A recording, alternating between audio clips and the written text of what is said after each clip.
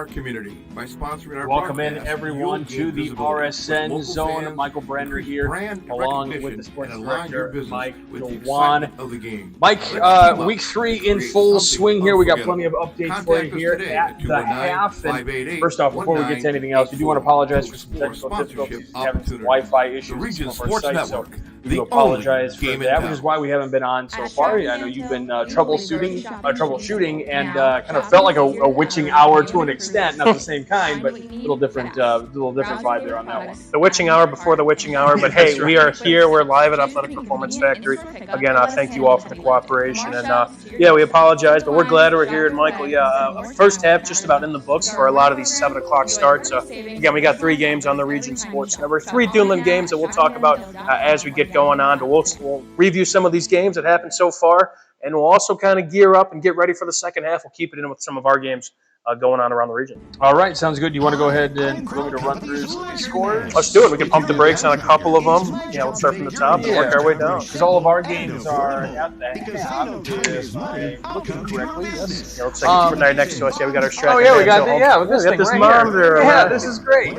So alongside us, the Strack and Vanceville hometown scoreboard. You can catch that as well alongside our 3 streams, but plenty of action, Michael, for sure. So literally when we talk about when we look at a big screen like this is what Justin Cole rigs up for us. So not only do we get to talk about it, now we get to actually show the people what we're seeing versus what they might see at home. But very entertaining to be able to watch this. We got other games going on all around us as well, so that's fun. Let's take a look at some of the games, especially the ones here on the Region Sports Network. You guys are tuned in.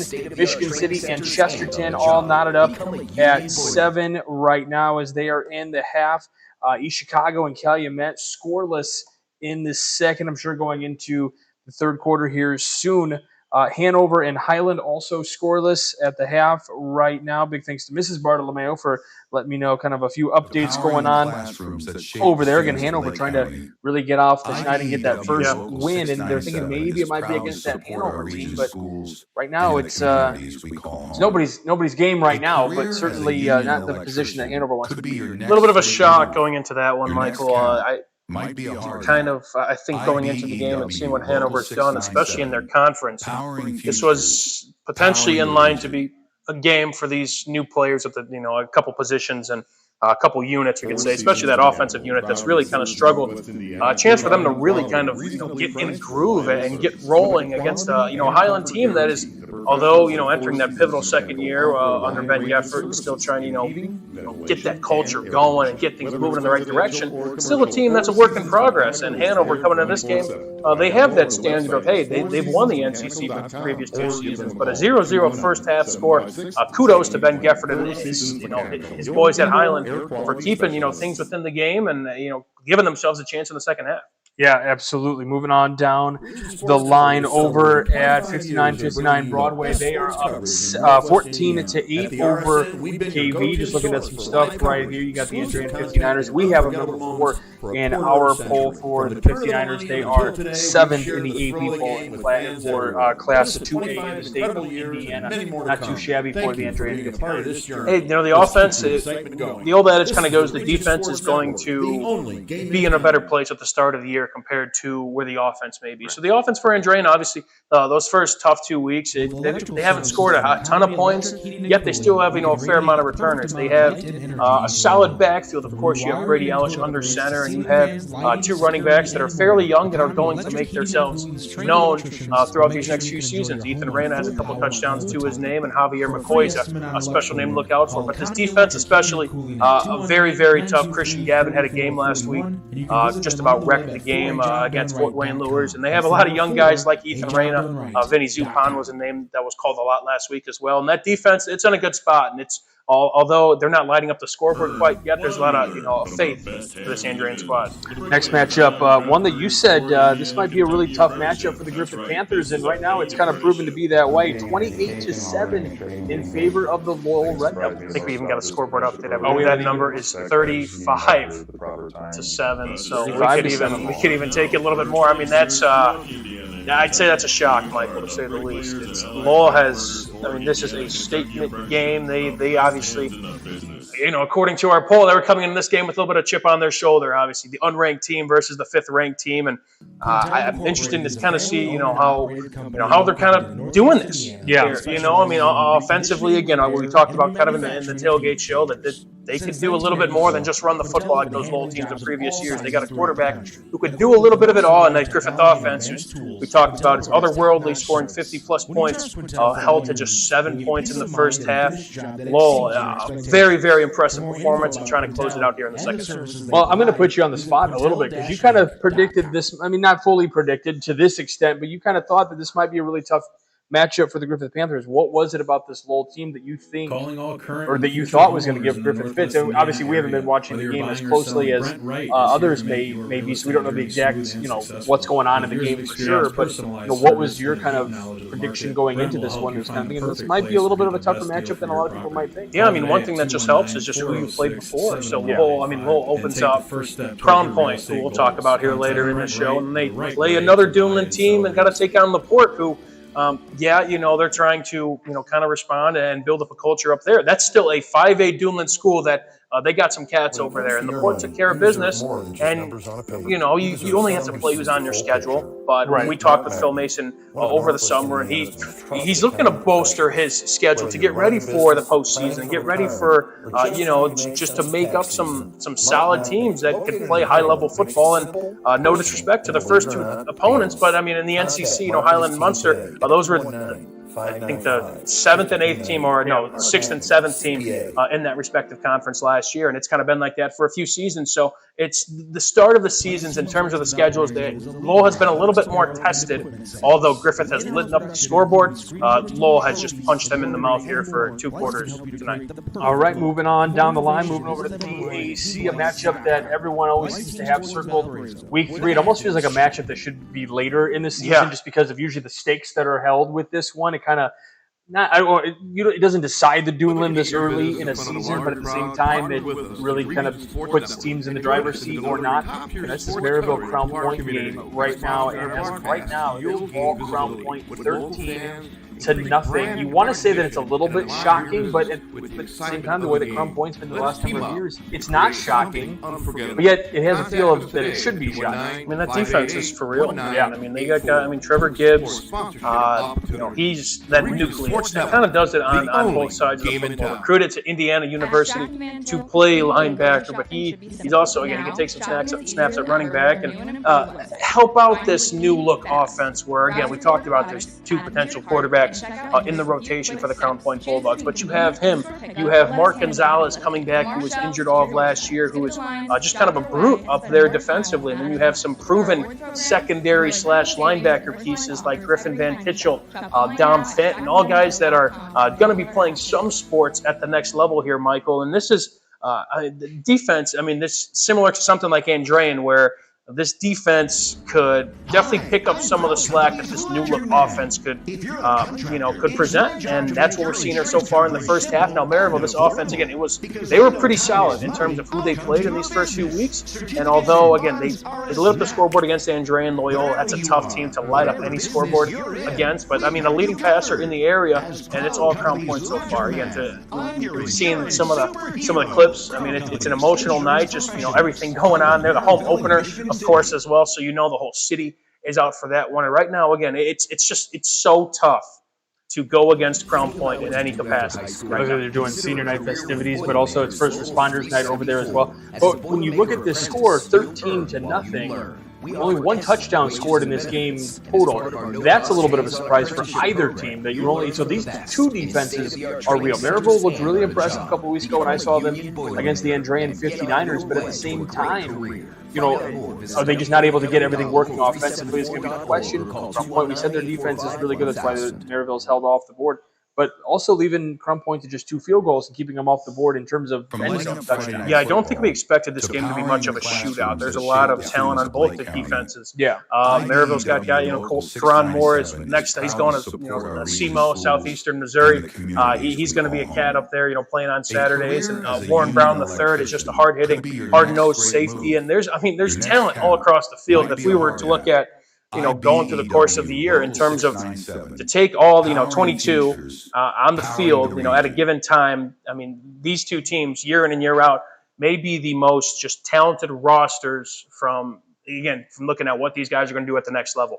So it's no disrespect to this Maryville defense, but right now, again, this Crown Point team is holding strong. They got a good kicker over there as well. Obviously, drained 2 field goals, like you said. Oliver Brewer's their kicker, who's been doing it since his freshman year. And it's, again, Michael, this team, Crown Point, although Maryville, again, that gap we think is getting closer, Crown Point, man, they're just a buzzsaw. They're a true 6A team. And, again, their sights are set high. Again, we still got a second half to play. And, you got to go to the drawing board. And, they got – Maryville's got a coach of their own in Brad Cease that knows a thing or two about winning football games. But it's tough to go against that other coach on the other sideline in Craig Buzia. Well, and I think the score would prove that gap has shrunk. It's only 13-0. This is a Crown Point team that historically has blown teams out. So, and that gap is definitely showing there in the score itself. One score that is not closing a gap, and it just continues to get wider and wider, is that Hobart Bricky's score against the Munster Mustangs, 28-0 at last update. We're not getting any more updates, so they're probably at the half as well. But 2-0 or 2-0 on the season, or the Hobart Brickies looking for 3-0, and they're kind of just rolling continuously at this point. So I guess one of the questions is, and this is something for the committee to consider. We can have this debate all night long, all week long. Hobart gets a big victory, a big margin victory versus a Maryville team that could lose. Do those teams flip spots? They just might. Michael, they just might. We still got a half to go, so we'll see. I mean, we can. But that's food for thought for sure. Again, the scores, of course, matter, and I'd say before everybody starts, typing in, Maryville and Hobart. I know? Maryville and Hobart don't play each other anymore, so how do we know? But you kind of take, again, it's kind of a pound for pound ranking, if you will, that head-to-head sort of situations kind of comes last in this. Order of operations here. And, if Hobart, who, again, they held Chesterton to 3 points in the opener, a team where we got on the Region Sports Network tonight. That's, again, they're going to be talented. They played very well against Portage, kind of blew them out the water very, very quickly. And now so far, I believe, 35-0 we got for the half of that Hobart game? Yeah, so that's, that ballooned up to 35. So, they're going to be putting on the running clock, and they're hoping to coast to 3-0. But Michael, to answer your question, I wouldn't put it out of the cards. Maryville, again, they're hoping to go back out there, give a little fight, whether it results in a win or not. This team, they want that conference, so they're not gonna lay down. Although they're down 13-0, it's only 2 scores, but definitely could make the top of the order a little bit more interesting because those first 5 stayed the same, and especially what we're seeing with the number 5 team. We're due for some shakeup in that upper half. Yeah, it'll be interesting to see how that plays out with the committee. And also at that Hobart game tonight, I was told, I could be wrong on this, they were recognizing the 1990 team tonight as well. So always fun to bring some of those players back from yesteryear to honor them. And I know it's pre-our time, but plenty of good teams in those late 80s. That's what I've seen. Yeah. Late 80s, you name it, they've had good teams regardless. Plenty of teams to honor, which is a good problem to have. And a big shout out to that team coming back to the Brickyard. Another team that's recognizing former teams is the Whiting Oilers. They are honoring their 2015 state runner-up team this evening, and Whiting up two scores, 14-0. I believe got 21. We got 21-0. Are they at the half at this point? Okay. I'm told that there was supposed to be a surprise announcement made during that halftime. I don't know. I don't want to break too much news, so I don't want to give out too much information. Right, if someone's at the stadium, that might be. Yeah, I don't want to give out too much. I don't know if we were allowed to give that. Give it 5-10 minutes. Until we'll double check on that. Surprise happens. I know there was someone in attendance that is supposed to be getting some name recognition tonight, so we'll wait and see until that information is out there officially before. Yeah. But if you're at Whiting and you're watching this, please, for now, don't. Yeah. I didn't say it. There's going to be something cool happening if it hasn't happened already. For Lake Central, they are up 14-0. We got that game right here on the Region Sports Network. They're about ready to kick off, it looks like, on the Region Sports Network here. So we got that queued up over here. 2 games. 2 games, yep. Looks like Michigan City's about to get going here. Lake Central first half, again, 14-0, heading into the third. A game that was definitely just, in question in terms of how these teams going to respond. And Lake Central, I think they got off to it pretty early. Now hoping, again, kind of milk this clock here and keep it moving forward. Yeah, I know they scored pretty early, and then it's kind of just been a lot of back and forth. This opening kick looked like it could be picked up by Portage here. Looks to be that, and Portage pretty excited here on that kickoff. You go surprise onside. That might have been it.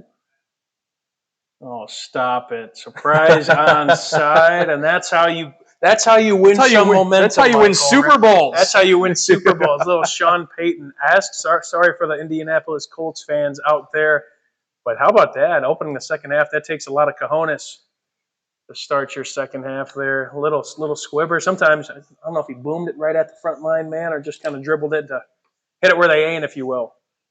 I'm going to check with our executive producer, make sure that we can divulge that piece of information. We can always wait just a little bit longer, just to make sure that everything happens over there. Some other scores to tell you about: the Valparaiso Vikings, another game that you have right here on the Region Sports Network, 21-0. The score over there, and you're listening to that right here on the Region Sports Network. West Side up 28-0 at the half. The Morton Governors up 28-12 over the Astros of Shepherd. Impressive performance from Morton. I will say, you're taking on a Shepherd team that, again, they made the playoffs last year in the state of Illinois. Morton, again, did not fall out of that top 10 after their performance last week against Chesterton. They hung in there for 4 quarters, and this is a team that is, although they lost, I think, 13 college, they had 13 college signees last year, Michael, playing at some sort of college football level. And this is a team that, they're going to be fighting in games, and they're looking to just keep on retooling and keep on, getting better, keep on pumping out, college athletes. And it's the standard of Morton football. The phrase goes, they're going to keep on keeping on, right? Is that how that works? I believe so. Yeah, no. Sorry, I was reading, once the third quarter starts, we got word from our executive producer, Chris Ramirez, we could break the news at Whiting. Okay, so once the third quarter starts, okay. So we will find that out, but sorry, I got a little sidetracked there, but big news. Well, yeah, we don't want to ruin any surprises. I know, right? We don't want to be those guys, right? We already have reputations. We don't want to change it. Sure. If they are, good. I didn't say they were good. I just said we have reputations. Right. All right, so Lake Central, Portage going on, Michigan City, and Chesterton. They're all knotted up at 7. We talked about Lake Central being one of those teams that had 4 one-score games, and now you got Michigan City. They had 5 one-score losses last year, and flipping that script a little bit, who knows where they might find themselves in the Duneland Athletic Conference. Hey, we might be on pace to see another one here, and this is a team especially.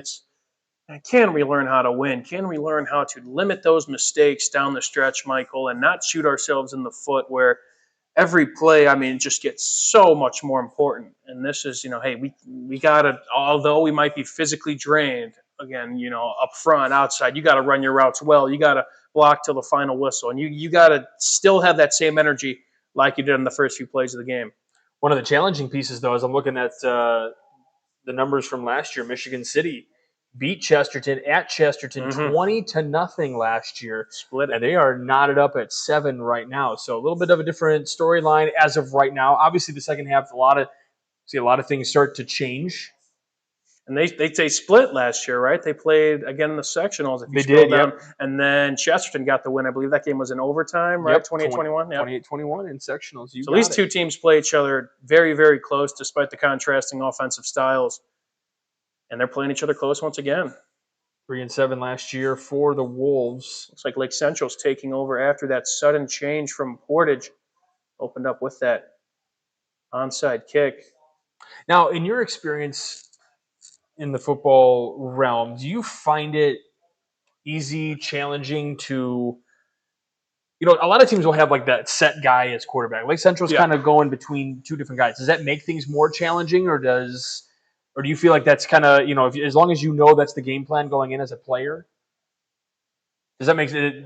It's so when you're saying when you're on the team that has 2 quarterbacks, or you're scheming up against. Well, hey, let's talk about. We can talk about both aspects. So I would say, no, that's a great question. So I would say if you're a part of the team, on the team that has it kind of depends on your situation. Like in Lake Central's case, you really not discrediting the skill set of either of these two players. But Cam Reddick, I mean, what we saw in the first game against Munster, over 200 yards on the ground.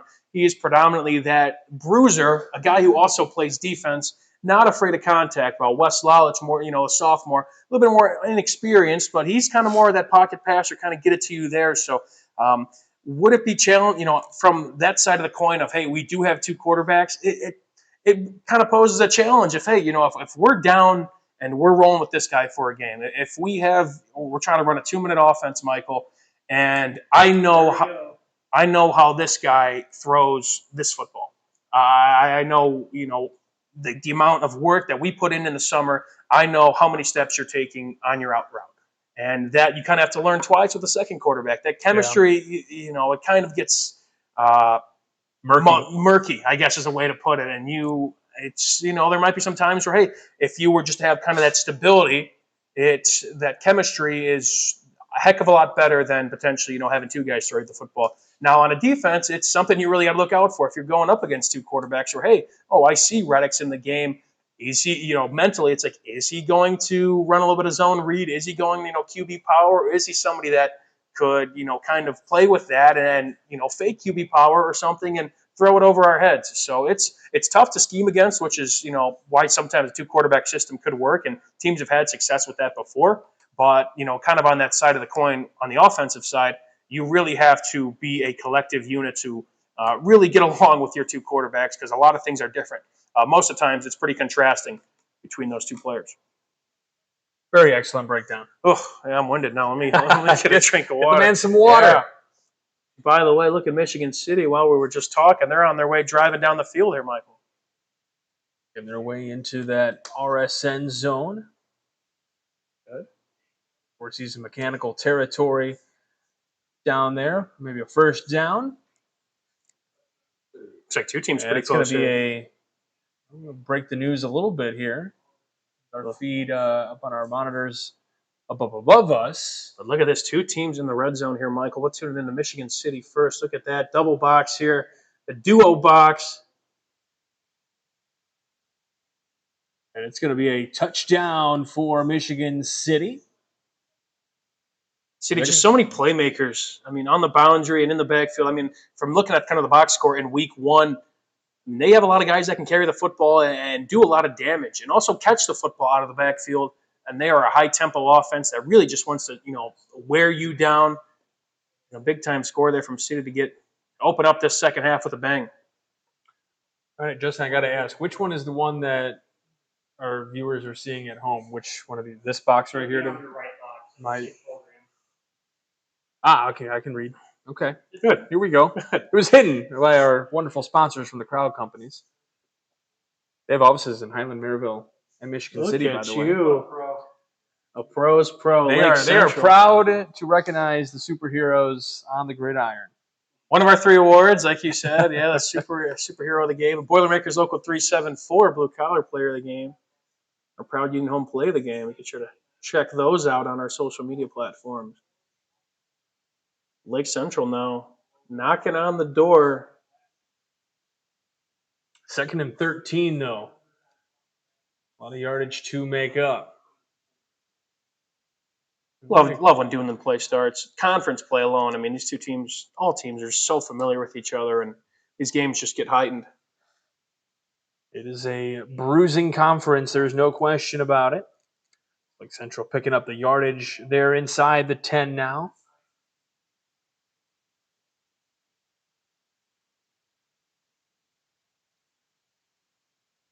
Chesterton going to receive here. Try to respond here valiantly. Speaking of Dillman football, Michael, I think we got another scoreboard update. Strachan Manto hometown scoring update. What do we got? We got the Crown Point Bulldogs with another touchdown coming out of the half over the Maryville Pirates. They're hyped. 19-0 right now. Just a few minutes started into the second half. They're just good, man. I mean, they're just Central. 3rd and 6. 6 minutes to go in that third quarter.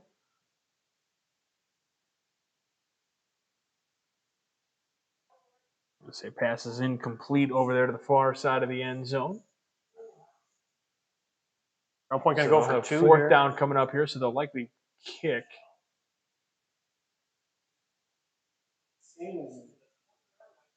Crown Point now 21-0 to keep up your Doomland scores. Looks like Valpo started here in the third quarter. Did you expect Crown Point 21-0? Start of the third? I'm going to say no, as Lake Central takes a 17-0 lead. We're jumping ahead of the action. Sorry, we're watching. Spoiler, breaking surprises. Got to respect the pause. My apologies. I'm watching up there. I forgot it's we're a little delayed over here to the right. Break the news. I said we're not allowed to break some news yet. Some we can, some we can't. It's all by timing. Timing's everything, they say. Lake Central 17-0 again. Valparaiso up 21-0 again. That audio broadcast is going on the Region Sports Network in under 12 minutes to go. Another Strachan Vanto hometown scoreboard update. We talked about the Hanover Central Wildcats needing to score a touchdown here, Michael. Get some points on the board. Do something. They did just that, 7-0 now over the Highland Trojans. Start of the third, I believe. That'll make the Bartolomeo family happy over there in Highland country, or in Hanover country. Very well. Could be their first lead of the year. I mean, looking at the tail of how those first 2 games went. Michigan City, they scored on their first offensive play against Hanover Central, and you welcome in Bishop Chittard. Good luck. When you get Skibbs to laugh in the middle of a broadcast, you know things are good. Skibbs, the score master, running the Strachan Van Til hometown scoreboard update feed. Always does a great job week in, week out. We'll see what Portage can answer with. Looks like a quarterback sack there. Michigan City in the backfield and completely stuffed this Chesterton offense. Again, that a big chance to kind of put that, the nail in the coffin when you got to get back out there as a defense and you want to try and get your offense back on the field, because we had a big kick return there at LC, Michael. That is a big kick return out across the 35-yard line. But a quick 3-and-out at Ames Field, forcing Chesterton to punt right back. And I don't know how often you get out to Ames Field. Oh, man, what a great place to watch a game, call a game. Always very accommodating over there as well. It is. It's a scary place to play. But it's again, as a fan, as a media member, beautiful, absolutely beautiful. One of those rare off-campus. So the return here for Michigan City. Rare off-campus sites. It's just just outside the 20-yard line. See what Portage can do here against Lake Central. Running to the outside. Up to about the 40. Michael, I believe we could break some news while Whiting is up 21-0 over Bishop Knoll. I believe they are also that big surprise at halftime. It was, of course, it was always, Cole, that was a Gallivan Stadium, correct? Ray Gallivan Stadium at Wheeler. It is now getting changed to the Coach Kane, in honor of Coach Kane, a longtime Jeff Kane.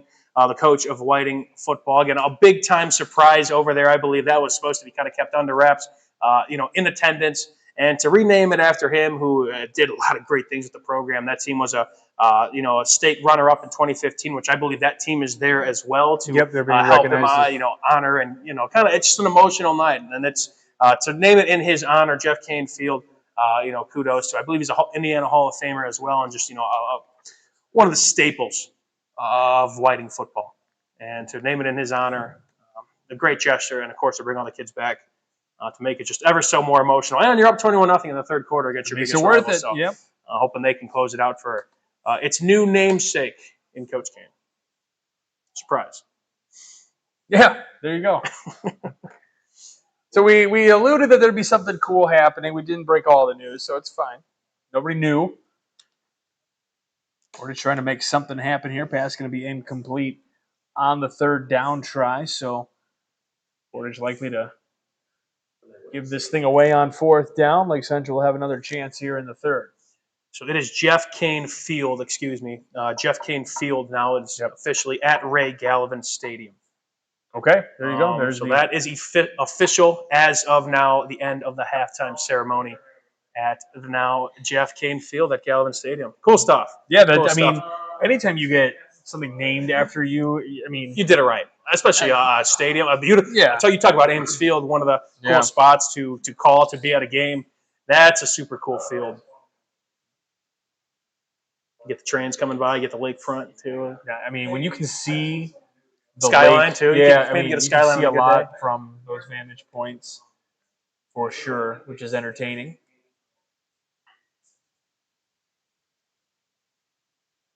Maryville with the ball here in the third quarter. Hill trying to make something happen here.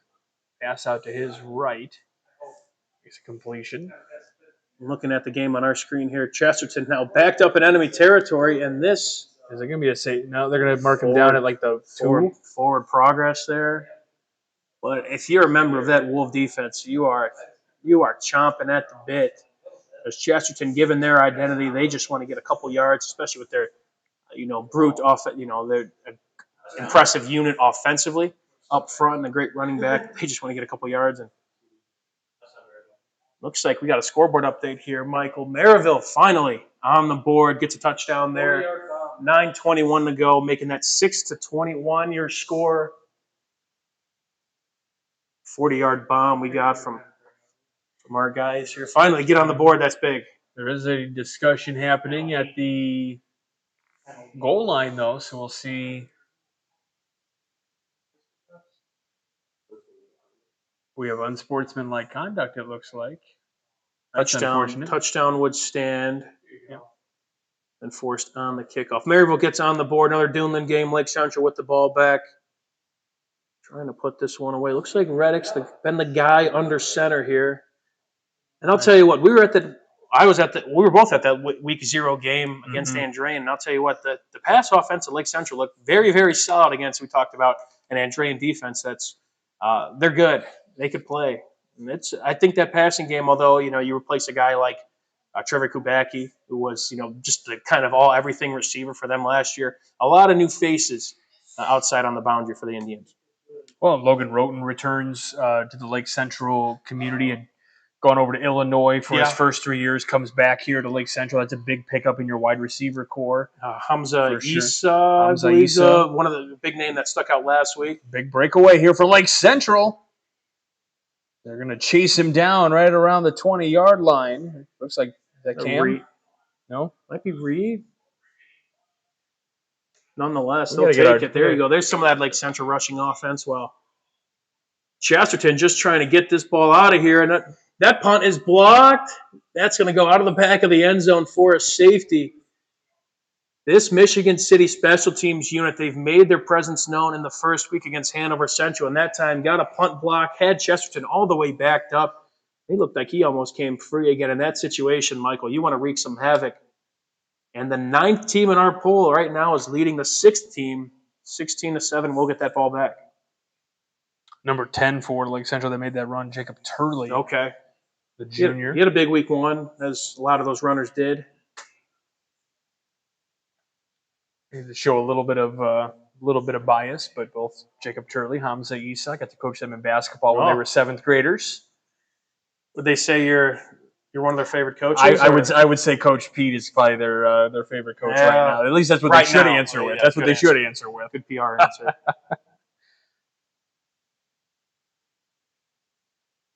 Plenty of Duneland games coming off football season as well for us. Stay tuned next week. Moving, through the course of the season, it's a high level conference here, Michael. You would know best as well. I mean, these games are Friday nights.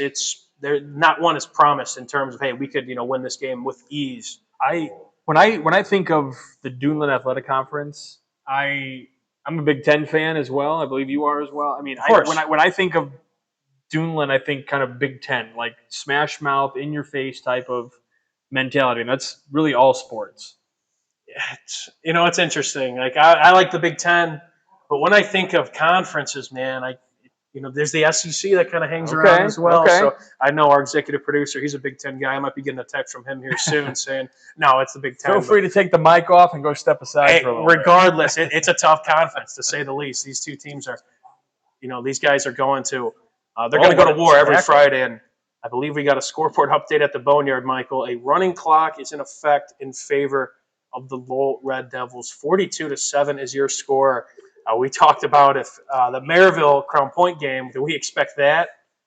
But the Griffith Lowell game, I don't know if this was on anybody's bingo card. Not to this extent. What a performance by Casey McKim and the Lowell Red Devils. I mean, you mentioned that it might be a really tough game, and the score might be in favor of Lowell. I don't think by this margin. I don't think you were thinking, but you can hear the shouts of RDP all the way, from the Lowell community out toward Griffith.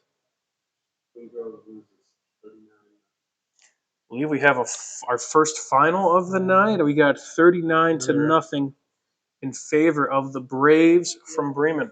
Another kick is up and good for Lake Central, so another field goal. I'll put Lake Central up 20-0, which, if memory serves, they played a really close game against Portage last year. It was 23-21 in favor of Lake Central. So if Lake Central, let me ask you this, not that I doubt they're ready to move into the top 10 poll yet, but definitely would probably move them up. If you can keep Portage off the board for a week, you're not moving up into top 10 territory yet, but certainly you're kind of peeking one of those peeking over your shoulder a little bit, maybe just like, oh, what can they do? And especially if they can, we talked about that gap between Crown Point and Maryville closing down here, 21-7 game right now in the third, and that could easily change to a one-possession game here any moment. For Lake Central, if they can also close that margin, I mean, they lost 42-14. If they can keep that a closer game, is that really showing some movement in terms of Lake Central and where they're going as a program? Yeah, I'd say so. I mean, Portage, I will say this, Michael, and there's brighter days ahead for them. This is a full. I mean, I'm looking at some other rosters. I mean, that guy was a Portage Indian last year. This new landscape, Michael, and teams are going to have to adjust. And there's teams that are going to reap the benefits of these new transfers, and they could come to our schools. There's almost kind of buyers and sellers, if you will, for lack of a better term. And right now, again, Portage really trying to just rebuild. So, again, no disrespect to Lake Central, and there's some teams ahead of them, Michael. I mean, looking at how these games are going here, Lowell was on our bubble, and I'll tell you what, with this performance, a running clock, Griffith, this team is going to fare very, very well, I think, still in the GSSC, in a conference that we've seen they're very, very talented in. But Lowell, they are moving in the top 10. With the running clock against a team that has scored 50-plus in their first two games, this is a so you're going to be telling the committee that they have to put them in the top 10. Yes, is that how that works? I would say so. I'm standing right outside of Region Sports Networks, HQ, and holding up a sign. And this is the performance of the week here, Michael. 42. Yeah, I don't know how you can go anywhere else if you were to pick not only just a surprise of the week, but a game that's like making a statement type of game. I believe that's it. A lot of people would say, obviously, Crown Point winning over Maryville is a statement game, but again, the last number of years, that's been the MO. That's been the expectation. Yeah. So, and until somebody dethrones Crown Point, that's how we're going to stick with that. Michigan City here, dual backs, makes a nice cut, bounces to the outside, gets a block. He might be in, waiting for the signal. Late flag, we'll see about that. He might have been marked short, but Michigan City kind of going for the death blow here after forcing that safety, now trying to tack some on. But, yeah, if Lake Central closes this out, this was a very, very close game last year. To potentially blank Portage would be huge, but it does not get much easier for them. And, again, looking at those teams that are kind of on the bubble, Michael, West Side, they, taking care of business right now against Hammond Central, a team that's going to be competitive within their respective conference. Calumet, especially. I was going to say, Justin Cole wants to know about Calumet. We're going to take a look out for them because this is a team that, again, a new-look team that is playing very, very well, kind of remnants of some previous Calumet teams that have talent across the board. So, but it's a long season. But, if Lake Central can respond like this, play some good defense, which is it was a rough go of it these kind of first 2 weeks for that unit. It's confidence goes up, and that's important in this game. I think we got another Strachan Van Til scoreboard update. Hanover Central now adding to their total 14-0 in favor of the Cats from Cedar Lake. It's clearly the ball moving a little bit better over there.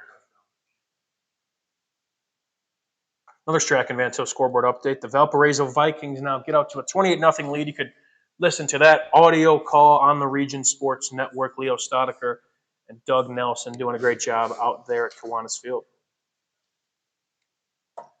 I have not seen Doug in a while. Yeah, I miss my guy. looks like no, me too. It's been a basketball season, maybe. I think he did a little bit of baseball.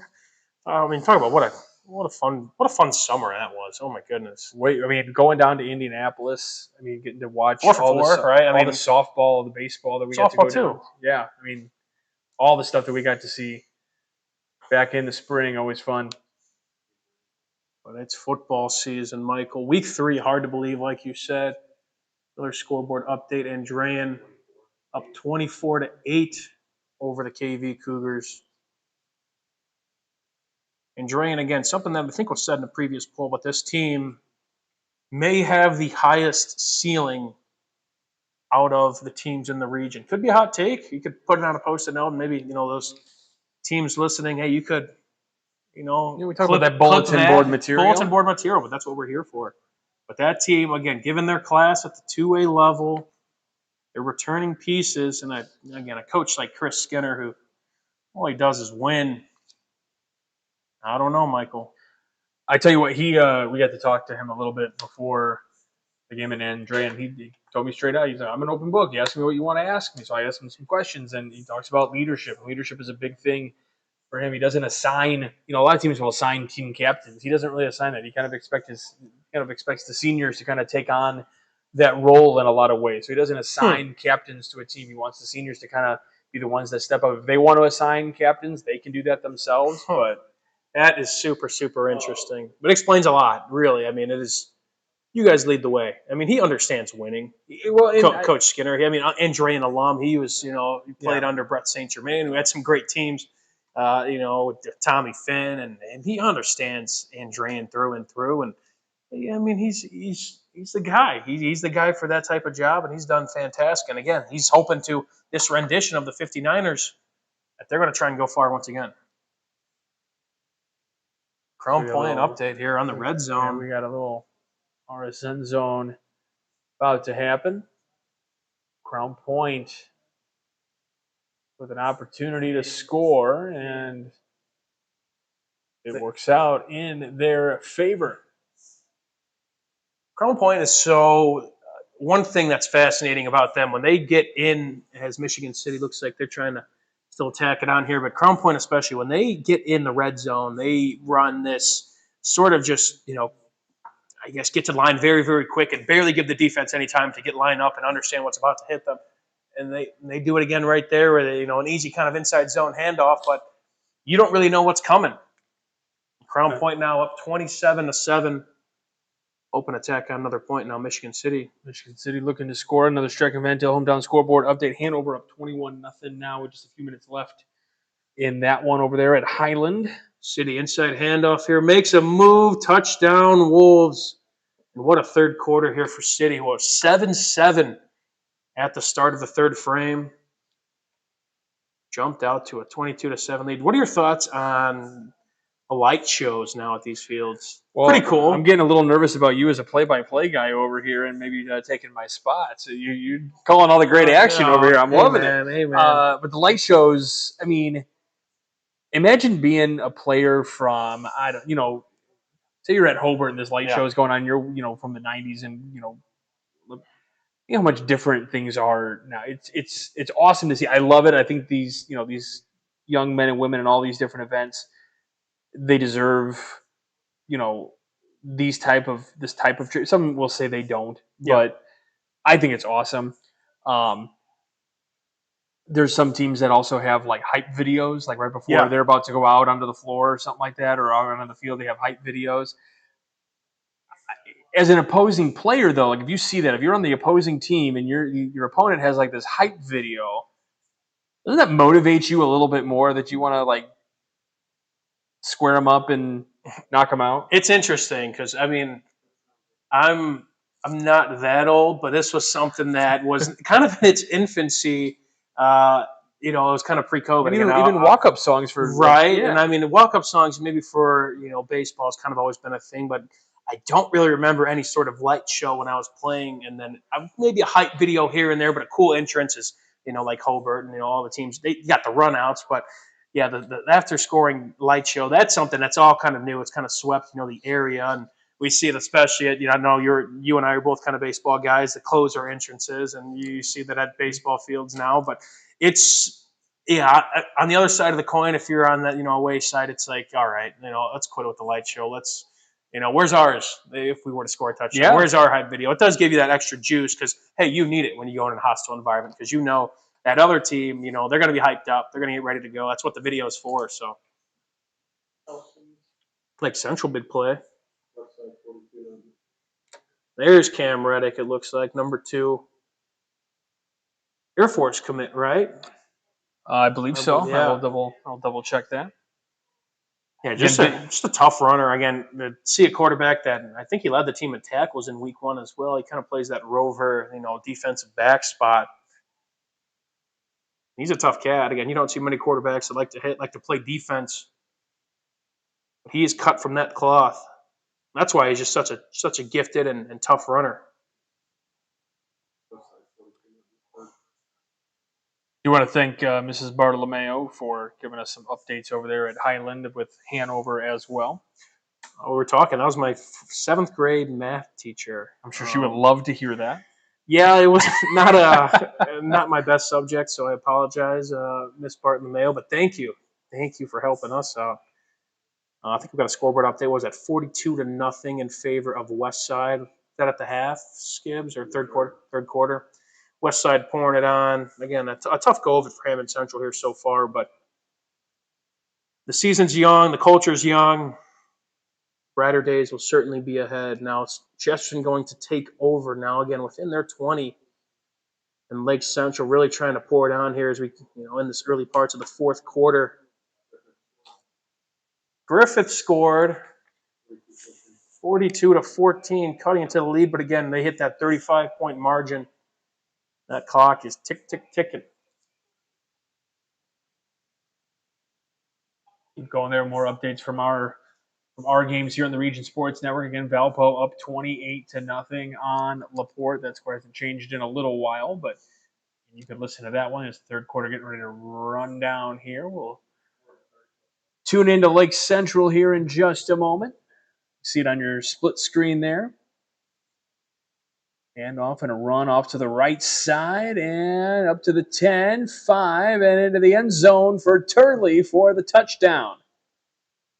And he's hyped. Pouring it on. Lake Central establishing that rushing attack once again here, Michael. It's something that really kind of needed to be done. The offense was really tough to come by against, yes, a very solid Grand Rapids Catholic Central, and Lake Central now just gashing this Portage defense. Looking at that Michigan City game, Chesterton, which has been kind of a 3rd quarter to really forget about, and it's becoming more like that now, 4th and 7. I mean, this potential top 10 list here, Michael, it's going to – last week, not much shakeup. 1 through 5 stayed the same. 6 through 10 is seemingly every season. It looks like an errant snap there at Lake Central forces. Not so good PAT attempt, but yeah, you keep it 26-0. Well, I mean, that 6 through 10 is brutal in terms of just rotating doors. And I was asking just about the Lake Central aspect of it because obviously, Portage has been going through what they've been going through. Mm-hmm. We talked about Crown Point's margin being a little bit slimmer. So if Lake Central can make that a closer ball game, is that really, you kind of discussed it. Is it more that they are getting better as a program, or is the competition just not as strong? Which way do you want to look at it? I think there's a combo of both there a little bit. Because like we said, Lake Central is starting to pour it on a little bit now, and that score was definitely different the last time they met. But if you're Lake Central, one of the things, when you meet Crown Point next week, one of the things you want to do is just, obviously you're going to go in there with some momentum. You're at home. Your fan base wants to beat Crown Point. Everybody wants to beat Crown Point at this point. They know they've got, targets on their backs. You got to just stack them up. In this long season, you got to, again, grasp whatever momentum you really can. And for Lake Central's sake, which is, they're on their way to potentially a 2-1 start here, and it gets tougher because Lake Central's schedule, the way, it pans out. Yeah, you got Crown Point, but then, a little bit of I guess maybe a valley in terms of competition in the Duneland. Then once kind of those, that 3-week stretch hits later in the year, it gets really, really brutal. And you got to try to, play your best football. Stay healthy, of course, as well, because that goes a long way. But they really want to try and kind of build up that momentum. I'm really interested. I think that matchup a few weeks from now, this Michigan City Lake Central matchup, that's going to be an interesting one because that's two teams that are kind of looking to, as we said, learn how to win a little bit.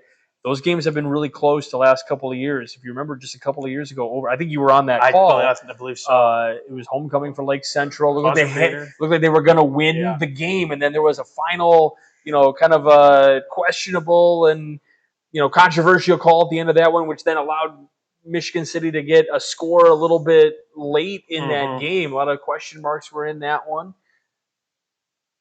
Yeah, that was a fun one. That was, talk about a rough way for your homecoming to potentially shake out. And that could be, again, a great game because, seeing some very good performances. City as well. We've been tapping into that game and a big-time third quarter for both of these squads, Lake Central and Michigan City. And these, again, if Crown Point and Maryville kind of pan out like they usually do, where they're going to be, 1A, 1B, 1 and 2, whatever, in the Duneland, who is going to be that next team? And, Valpo as well, another game on, the Region Sports Network. That's a team that's a title they've held for quite some time, if not in those top two spots. So, you can't really count out anybody here, Michael. And again, that's why the Duneland's just so fun, especially for us moving forward. And the really interesting part for us is that a lot of these Duneland teams, they definitely spread out a lot when it comes to sectionals. Yeah. So it gives opportunities where maybe we didn't realize we had opportunities to move on into sectionals. Obviously different classes as well, like Crown Point in 6A, Maryville in 5A, which we know that Maryville's ceiling can be very high in terms of how far they get in a postseason tournament. An errant pass there from, I believe, Cody Young is still the guy under center for Portage. Just got to give a big shout out to him. He's been kind of that guy under center for quite a few years and has played some pretty good football, and to kind of stick with it through some trying times for Portage and a different kind of landscape. They were winless 2 seasons ago, Michael, and they had a lot of momentum after last year, and now things kind of shaped out to this first third of the season. They want to try and get some momentum back, but one piece that's been steady has been the man under center. 4th and 3 here. Looks like they're going to punt this one back away to Lake Central. That's put together quite the second half. Try to run through some scores here. I know some of you are on our comment section asking for scores. We do have our Stratton Van hometown scoreboard update that is running, but obviously if you want to open up a different tab and still listen to us while we're going through stuff. But we know that Michigan City's up 23-7 against Chesterton. We'll pull up our scoreboard probably here soon, but feel free to take a look. I know it's at another link, but that's kind of what RSN Zone's here for. But if you want kind of the full broadcast, we got that on our YouTube, our Facebook, just about everything Region Sports. But Michigan City now another smoke screen here. Might be McKinney. Zaire McKinney, the region's leading receiver.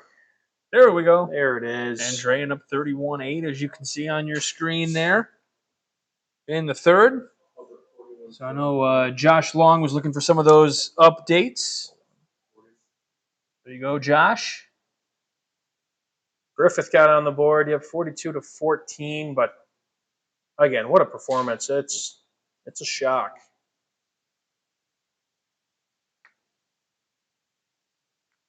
28-7 in favor of the Bulldogs over the Pirates. And we had said, it could become a 1-possession game. This could also become a 5-possession game very quickly for the Crown Point Bulldogs. Still just under 2 minutes left to go in that third quarter over there. Yeah, and they just got such a schematically just advanced offense. It's really tough to defend, and they really do their homework well. They got plenty of former head coaches, Michael, on their staff. Guys that just know their stuff.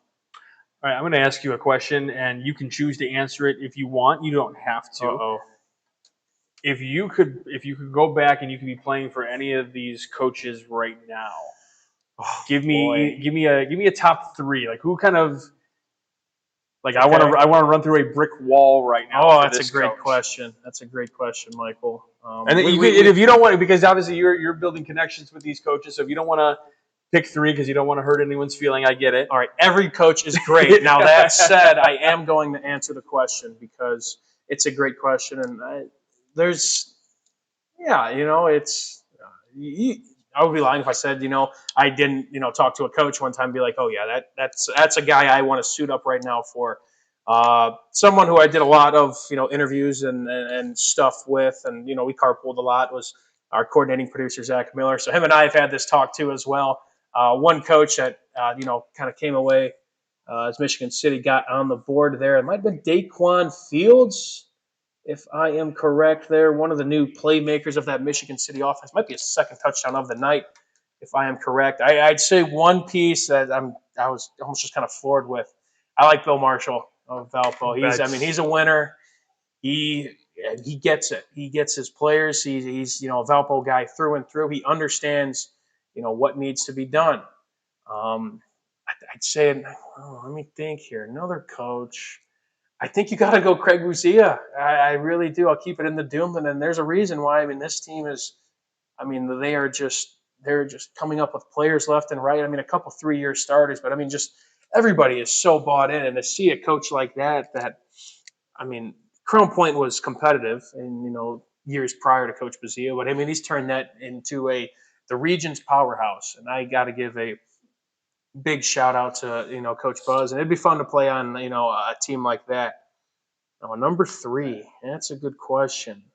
I feel like I could give a couple names there. I'll go two GSSC coaches that we had a chance to talk with. Nick Testa of Wheeler has done a great job with that program, and just a guy that just has he's kind of implemented some the swagger was kind of the name of the game for this team last year too. How this team has kind of transcended into a very solid program in the GSSC, and they get back-to-back coach in that respective conference. Done a lot of great things. And another coach that's always kind of gunning for it in the GSSC, a coach that I finally got to meet, has just done it all, is Phil Mason. Done a lot of great things everywhere he's been. I guess I'll give it a tie between those two. But he's kind of more of that just old school, hey, this is who we are. If you don't like us, whatever, but we're going to win football games. I think I got to give a shout out to Chris Skinner too. He does things the right way at his, at their respective level. I was wondering when you were going to at NCC school. You came from an NCC school. I know. Got to give love to my NCC, but I'll say Chris Skinner in there as well. You do not have to read this out loud, just so I can answer this question.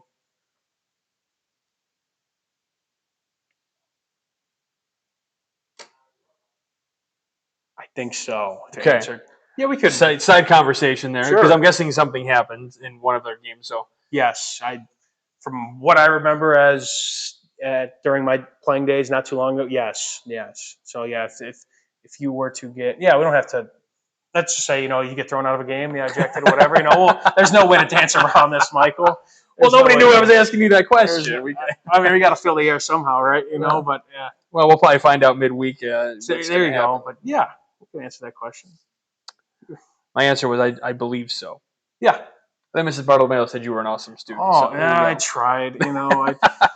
It's all we ask for. I tried. It's literally all we ask for. Better.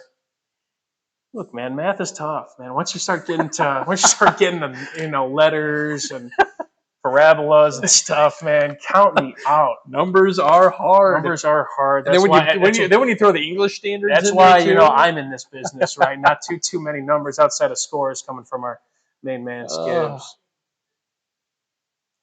Shout out! I know. Shout on this part. I know awesome. Zach Miller was a social studies guy, so sticks with me on the social studies aspect. Oh, I like history. That's more my speed too. More your speed? All right. Yeah, no numbers involved, so yeah, we're all good. Just years. That's the only numbers. Yeah, no, that ain't bad. We got 30-0 in favor of Michigan City here. So we were talking how close this game was, and we were talking about how that was, if I remember correctly, that was kind of a blowout game. And open up a can of worms here. We call it the witching hour, I hear, guess, Michael, but we got 3 games right now. It's been kind of one-sided. Again, you see our 2 video games, but also we have Valparaiso and LaPorte with just north of 8 minutes to go, and that's 28-0 in favor of the guys in green. So, yeah, it's been a one-sided affair in these respective halves. Yeah, this is a way better version of the witching hour than we had to start the evening. Yeah, right. Again, thank you for dealing with us during our technical issues. All the guys here in the Athletic Performance Factory were fixing all that. Yeah, big shout out to our guys on crew too. We're running through at Michigan City. Our guys over there are Steve Pacholski, our color guy, Andrew Mild back in action, the voice of the Gary South Shore Railcats. Glad to have him back with us. Martin Murillo Jr. is making the trip up from he's from Rensselaer, coming up and doing Dang. camera. Yeah, no, he's awesome. Been a great addition to us, and Zach Zanelli just steady, always just so steady at the producer role. Valparaiso, Joe Heinrich joining us for the fall once again. Doing a great job. We talked about Doug Nelson, Leo Staudiker, and at Lake Central, Jay Simmons on color, who we may see later. We might talk with him about the game on the wrap-up show. Kevin Malater, as well. A great new addition for us. Just fantastic in the play-by-play role. Clint Klaus on production, and Paul Vela on camera.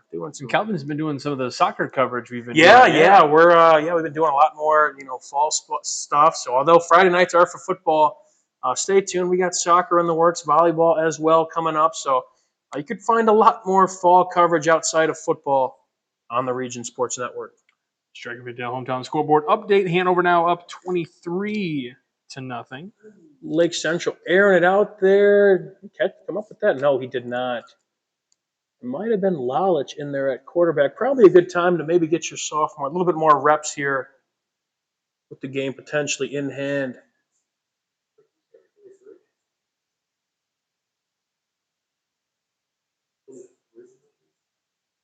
Okay. You get scoreboard update. You said, 23. Hanover 23-0 over Highland.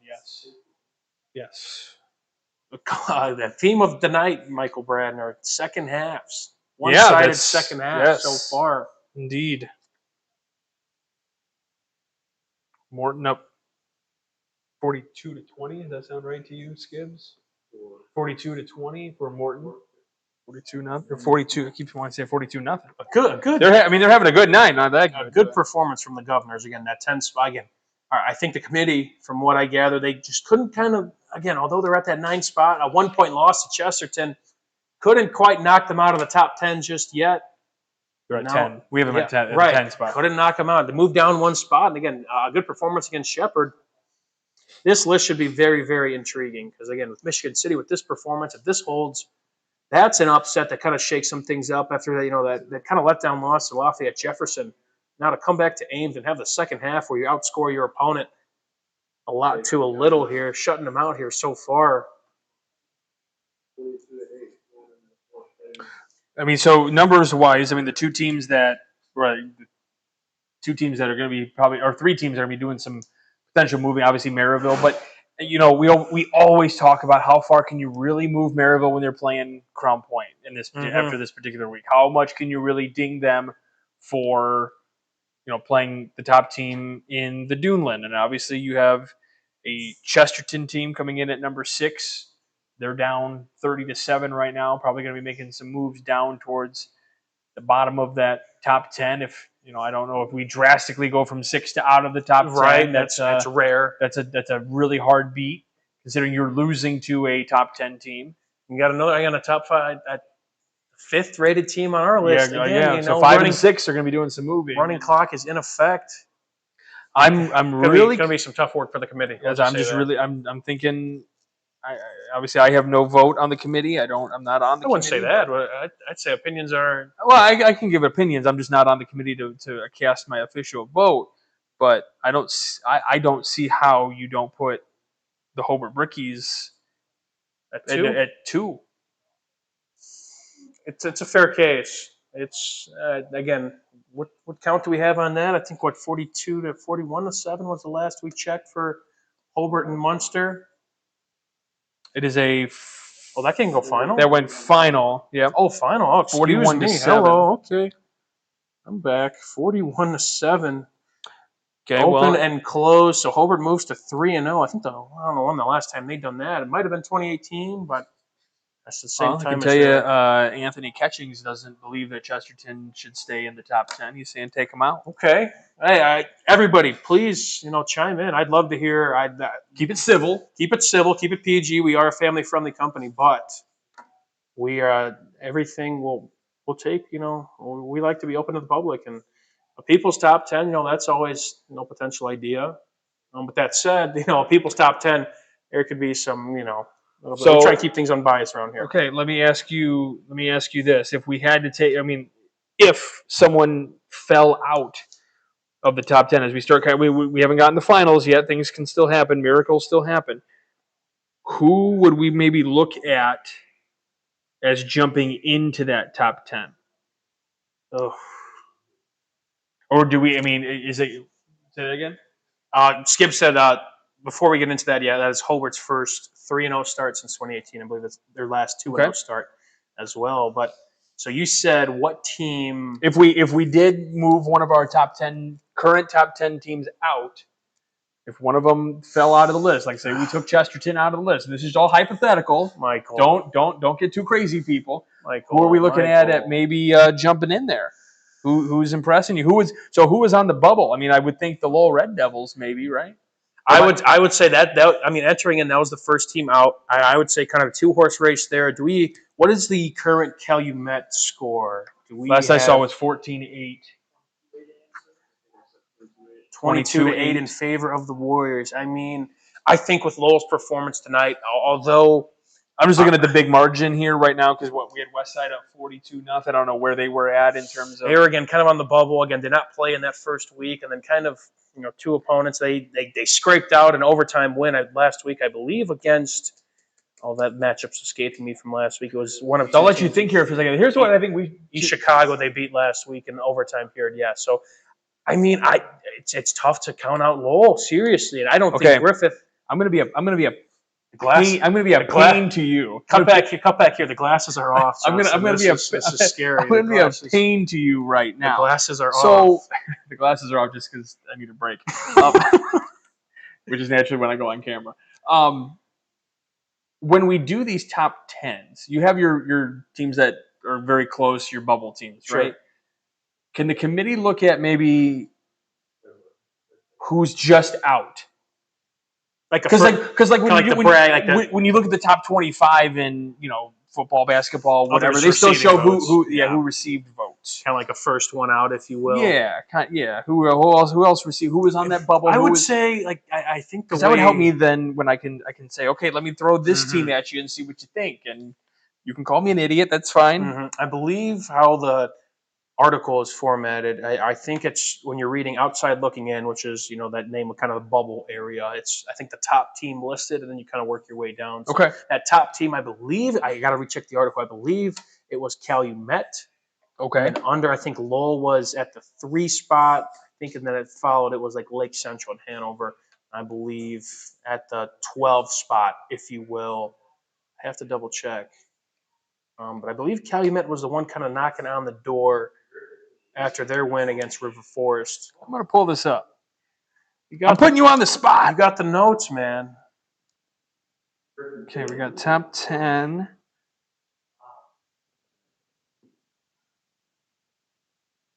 I think we got a final from the Boneyard. And talking about the top 10 list, Michael, we'll see some shake-up. So you do have the outside looking in. So, yes. You had Calumet. You had Westside. In order. This is in order. Calumet. This is how this is formatted on here. And again, this is phone versus computer. Oh, what a play here! Chesterton into the end zone. A little magic from the sophomore Hunter Boyd. Eluded a tackler and threw across his body. A little broken play. So gets on the board. Chesterton says, "Wait a minute before you take us out. Wait a minute." Hey. Somebody's in Coach Peterson's ears over there. Nice replay there.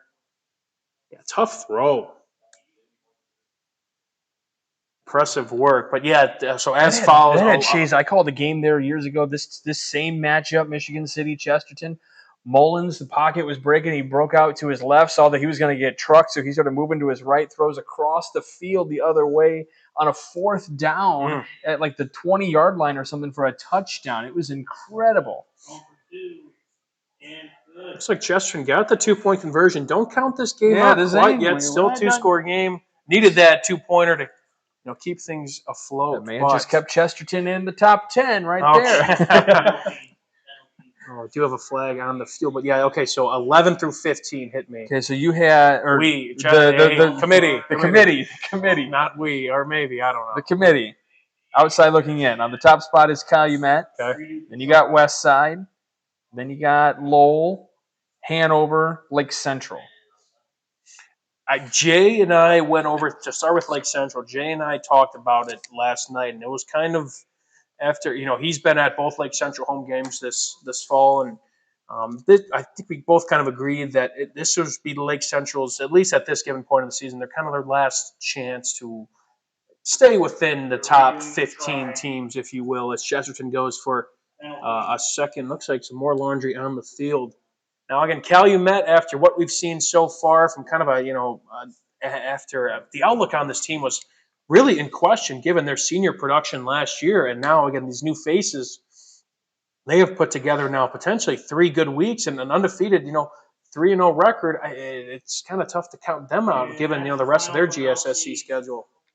But Lake Central, we talked about that, to chance to, stay in this list and build up some momentum, and they do just that now as the game goes final, 26-0. But Michael, I feel like we're kind of jumping into region football wrap up material here a little bit by talking about this, but at the same time, second try, no good for the 2-point conversion, so no good. But it's going to be. Again, I can't wait. I'm looking forward to it. Yeah, the latter half was always revolving door, and it's again we saw last week a little bit of stability in the top 5. But hey, now that 5th team goes down. Number 2 is on the ropes here as Crown Point. Another big play up 28-7 now in enemy territory, and it's I don't know. Again, if results hold, I mean, how far would Maryville potentially dip for you? You lose, 1-2 record, but again. Right. So, again, you're playing Crown Point, so I don't think you can bump them too much. Andrean gets to win. So I feel like you have to swap them and Hobart for sure. Maybe drop them down to 5. Move Andrean up since they got the big win. Griffith, obviously, did that game go final? Lowell? It did, I believe. 42-14. So that's wow. That is a big time loss. Now in Griffith, 14 in Class 3A. That's in the state poll AP. I'll jump back on camera. Sorry, I was leaning back. You got to warn me when you're putting me back on, Justin. Jeez. Make sure my hair is good and my makeup's on, right? You're good next to me, man. No worries. There you go. Get us off. Yeah, get me off. And now you got to show the beautiful field. There you go. Now you got to go with the onside kick here, Michael. After not getting that, they probably would have regardless. This one's not going to be much of a surprise, though. Yeah, right. From what we saw, Portage opening up. A little bit of a bobble there, but recovered by the Wolves. But yeah, it's going to be a fun list. And again, looking at the potential top 3 teams, if Crown Point holds and Andrean takes care of business, and Hobart does. Hold on now, Calumet 22-16 over East Chicago. That's getting a little bit closer. East Chicago has been playing some very, very close football, and I will say, running into them, a lot of optimism within the program, and things are trying. They are competitive, and again, they want to turn these into wins, but they are staying competitive in these games, and that's all that kind of matters because you don't want to go out there and you want to keep a culture of hey, we're coming, we're close. Yeah. We may not be there just yet, but this isn't the East Chicago team that we're going to lay down and die for 4 quarters. They're taking Calumet to the limit. So obviously Calumet playing a close game, but then you had last check West Side up 42-0. Is that 48-0 now? That's fine. That's final. Okay. Thank you, Skibbs. So 48-0. So you talk about Calumet playing a close game, obviously in a close matchup with East Chicago here. West Side was that second team in the committee. Yeah. Number 12, if you will, in our top poll. 48-0 win. Does that propel you over number 11? I guess we'll see where Calumet ends up. We still got some game here, but see, he didn't warn me again. I'm off camera. When you got Lowell at the 13 spot, right? Lowell was at 13. I don't know. Because I wasn't like hyping up Calumet as much as he wanted. I didn't hype up Calumet as much as he wanted. So here, go on camera. There you go. Here's a final. Yep, West Side 48. Again, that's a good performance. Hammond Central, though, again, a little bit to figure out over there in terms of it's been a tough stretch. We haven't mentioned Boone Grove, but obviously you see the score right there, held scoreless in that one. Battle the undefeated Eagles tomorrow. Battle of the Birds. The actual Battle of the Birds, I believe that's next week. Bowman and East Chicago. Found out that's for a traveling trophy. Did not know about that, but love a good traveling trophy. Wheeler pours it on once again. That went final. 49-0 over the Ingots. A beatdown, and Wheeler gets off to 3-0. First time since I think they were also 2018-2017 at 2-0. Wheeler, they could move up, Michael. That's a team. I know we've had them in our top 10 the last number of years. I believe we got an injured player in Michigan City, so we're gonna keep it on the scoreboard. We got a final from Hanover Central. We have 28-0 in favor of the Wildcats. The first win for Coach Tony Bartolomeo as the head coach of Hanover Central football. Highland drops to. Last we had a 23-0. 5-pointer.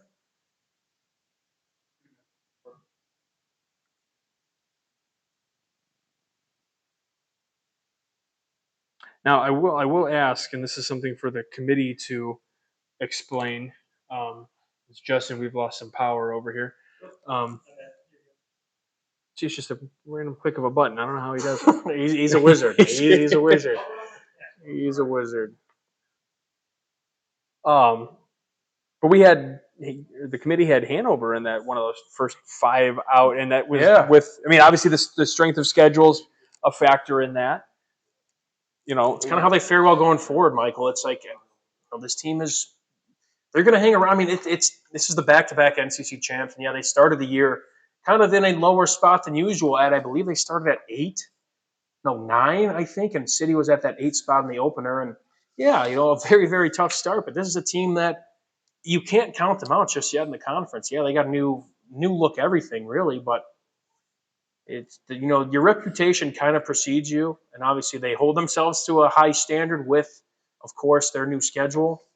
Correct. And I can't really bounce them out just yet, and obviously they get the win there at Highland to get off to 1-0 in conference play. Valpo is final, so 28-0 over the Slicers. That is when you're the Valparaiso Vikings and you're trying to keep pace with Crown Point and Maryville in terms of competition. That's a much needed victory for your program. And I asked you that really tough, unfair question earlier about which coach would you really want to run through a wall for. And if I had to pick someone, I feel like I also would pick Coach Marshall. I think based on my conversations with him, he's just a guy that constantly blows me away with what he's able to share about his team and the camaraderie that goes with it. And it's not a knock on other coaches at all. There's just some, and I think we all kind of have those people in our lives that somebody else just hits you different. Yeah, you know what I mean? Just a good dude, just understands it. I mean, all facets of Valparaiso football. I believe I saw the other day 28-0 final from Hanover. Thank you. But about Bill Marshall, they good ties with the alumni. I saw they brought in player Cooper Jones, who I unfortunately played against, and that guy is a beast at Indiana. I think he's an offensive lineman, but made a lot of his money at the preps levels at the defensive end position. And just guys that, again, are willing to come back and talk with the team, and guys that are very tight-knit with Coach Marshall and everything he's done within this program, because it's the culture he's built up over there. And, it's kind of one of those things where, hey, this is – you can't count these guys out quite yet, because that's a tough stretch of the game. And that's why, again, probably caught a decent amount of flack of, hey, this 0-2 team at the 7th spot. Well, yeah, when you play Brother Rice and you play Penn, and when you got a coach like that on your sideline, I trust this team, I would say, moving forward. It's a couple, new positions, but you got a quarterback in Kellen Hosick who has done some great things, especially in his first year under center last year. Trusting him a lot more in year 2. But this team, again, you can't quite put them away in the kind of wide open middle of the pack doom. That week 6 matchup against Crown Point will be very interesting. Yeah. Because, we talk about, we've been saying this a number of times now, but that gap has shrunk, and that might be the bulletin board material for the Crown Point Bulldogs. Look, they said here, that we're not as good as we once were. Got a nice play all for Chesterton on the near sideline, breaking through, where he gets tackled inside the 40. I might be more excited to go back on your previous point, Michael. I might be more excited for Valparaiso and Maryville. Okay. I don't know what week that is. That's escaping me at this moment. It's the very next week, week 7. Yep, week 7. Perfect. Right no, those two teams always on an absolute crash course at the regional level. Warning. I got it now. I was like, they played last 3 years in the regional, I would say, between those two, and it's been instant classics. And Maryville, as of late, has had a little bit more success, but Valparaiso, those two teams are always going to play tough, and they're bound to potentially meet again if they get to their respective sectionals, and maybe a good litmus test. Last two regionals, and they've split. Yeah. No, Maryville won both. Nope. Yes, Maryville took both of them. They've only played in the last 2, huh? Because 2022 was. No, I'm sorry. I'm looking at that wrong. I was looking at the very last one when they went down to state. Beg your pardon. So Maryville, they beat Maryville in 22 for that regional. Got it. And they played in the last 3 against each other? Yes. Gotcha. Yes. Maryville's, won the last 2. I was know reading 2 that years wrong. ago was, I think, the last play of the game, and last year Maryville kind of had their number. But two teams that hoping to kind of get to that round again and meet each other, but obviously got a long season ahead of us. Then how about 21? They had to go to Michigan City, double overtime for regional, 31-28. And those two teams, Valparaiso and Maryville, we got to look at those numbers as well. I think it's 5 for one school and like 7 for another for consecutive sectional titles. I think those are the 2 highest active streaks, if I stand corrected. Andrean lost early a few years ago, so we get a number on that in terms of the consecutive sectionals between. We'll get the crack research team on this between those two. How many consecutive sectionals does Maryville and Valparaiso have? Skib's doing it all. Scoreboard operator helping us out. I think Maryville might be I think Valpo's 7 and Maryville might be 5. But we'll get men lie, women lie, stats do not. 7 for Valpo, which is mind-boggling. And Maryville isn't too far behind either. And 6 for the Maryville Pirates. So 2 teams that are hoping to add a +1 to that and meet in the regional round. But hey, no games are given. And yet only 2 for Crown Point. 2 in a row? Yeah, they had, 2 years ago they lost to Lafayette Jefferson, right? I think that was in the opener. Yep, 38-28.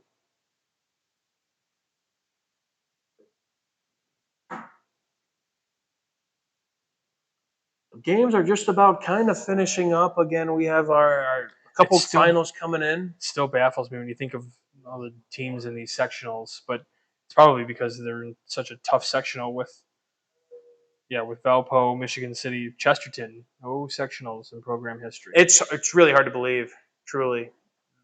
But that sectional is open. Seriously, with Valparaiso, with Chesterton, with Michigan City, those 3 especially. I believe LaPorte's in there as well.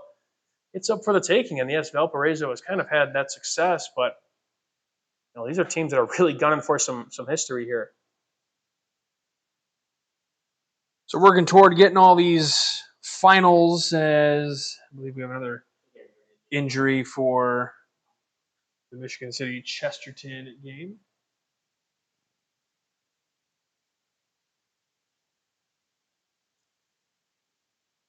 Yeah, a couple more finals, like you said, and we'll be here not all night, but pretty close. We'll have the wrap-up show, you and I, and we might welcome in potential color guy, Jay Simmons, who was at the Lake Central game, might give us a little bit more of an in-depth analysis of what we saw from the Tribe and their 26-0 victory. I would like to get his thoughts on kind of how this. Ask him the hard-hitting questions like you did me. Take off I'll take the pressure off of you. I don't know if he was going to be able to pick all the coaches because that's too many names to remember, but for him. Back here at Athletic Performance Factory alongside us again, the scoreboard, our one Saturday game. There you go. Michael Bradner, Michael DeWine here, Justin Cole, the man. I've been sitting too long. I got to stand. Injury timeout. Yeah, I know. Been sitting too long. You're in the zone. You're in the zone. But the RSN zone. That's what it is. Oh, there it is. Our first episode. With all these Striking Mantil hometown scoreboard updates. There you go. Speaking of which, we've got a Maryville score here, so it makes it 28-13. I think Mike's got to go fix a problem potentially. It might. We'll take a look. You're not as worried about it, okay? Yeah, hey, what's a Friday night without? I mean, you're not going too far. That mic still works. I know. I should be able to still talk, but don't mind me. But down in front, and the extra point is going to be good. So it's going to be a 2-score game. 3 minutes left for Crown Point. It's going to be interesting. It's just obviously Maryville probably going to go for that onside kick. We'll keep our attention on that as things roll along. You see some of the finals rolling in, so we'll update that scoreboard there in just a moment to say 28-14.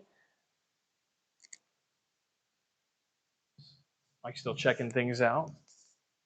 Oh, we're back. We should be checking to make sure our mics are still good, right? I believe so. Yeah, I think we're looking. We're still green on the lapel. We're green. That's all that matters. Green is good. There's no envy here. Back. Michigan City back in action again. A big second half. This was 7-7 at halftime. Believe it or not, ladies and gentlemen. And Michigan City hoping to shut the door here, advance to 2-1. And we haven't. We kind of talked about Chesterton and where they might move in that top 10.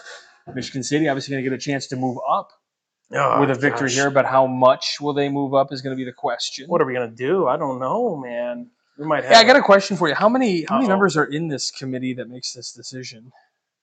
Oof, I'd say it's pretty flexible. Okay, all right. So some weeks it's like 1, some weeks it's like 7. One guy on Facebook that wants to chime in too. He kind of gets added after the week. There's a lot of people that want to do that. Yeah, right. Love it. Another loaded question. You're just bringing them on tonight, Michael. This is why coaches don't like to talk to me. Yeah, I ask hard-hitting stuff. I ask challenging questions. You got to. But it's more fun that way. 4th and 10 for the Trojans. Got to have it. Down 17. Back to passes. Boyd, the lefty, might have ran out of real estate there. Oh, a late flag comes in. Might keep their journey alive to try and get something going. Got a final here. Andrean got the win. 30-8. 38-8. 38-8. There's the offense coming live a little bit. Best scoring outburst by far for the 59ers. Again, this is kind of, we talked about, what Chris Skinner does with this program, and this is really when it kind of get into stride. And, I mean, that NCC conference race, if it becomes a 2-horse race between our Hobart Brickies and the Andrean 59ers, watch out. Those two teams play a little bit later in the year, too, I think. I don't think it's still early to count out Hanover. That's true. Yeah, they are. Don't think they are 1-0. Little scramble action here before the tackle.